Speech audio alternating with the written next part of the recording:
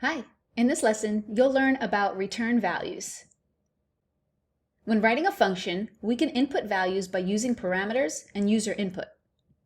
Functions also have outputs.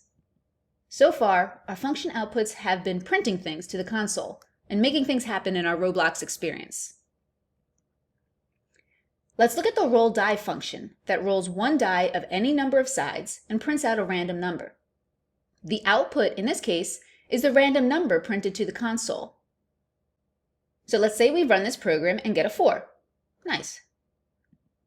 But what if we wanted to use this value of 4 in our program later on?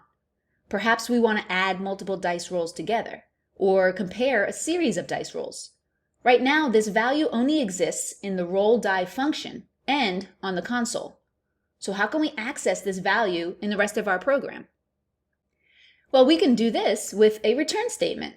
The return keyword sends the output of a function back to where it was called. So going back to our visual, the output is going to be what we want to return. In this program, we can replace the print statement with a return statement. This means that the roll die function is returning the random value that is generated in line 2. Let's walk through the program step by step. First, we call the roll die function and pass in an argument of 6. We go to the function definition and pass the value of 6 into that parameter. This means that every time we use the numSides variable in our function, we'll use the value of 6. So on line 2, we're now picking a random number between 1 and 6. Line 2 executes, and we get a random number of 4. Great!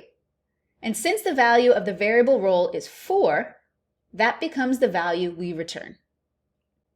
So when line 3 executes, we return the value of 4 to line 6, where we called the function in the first place. And the entire function call is replaced by that return value.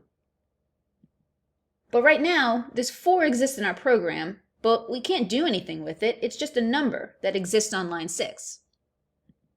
In order to use this value in our program, we'll want to store it in a variable. And since our roll die function returned the value of 4, our roll1 variable now holds the value of 4. Returning the random number enables us to use the value in our program.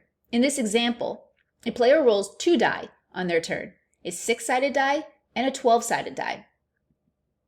We create 2 variables that each store a returned value from the roll die function. Then we add them together to get the player's first turn. We can return all types of values. In the previous example, we returned a number. You can also return strings, like the word hello, and booleans, like true or false. To summarize, we can input values into functions by using parameters. And then we can send the output of a function back to our program by using a return statement. All right, let's head to the editor to continue exploring return values.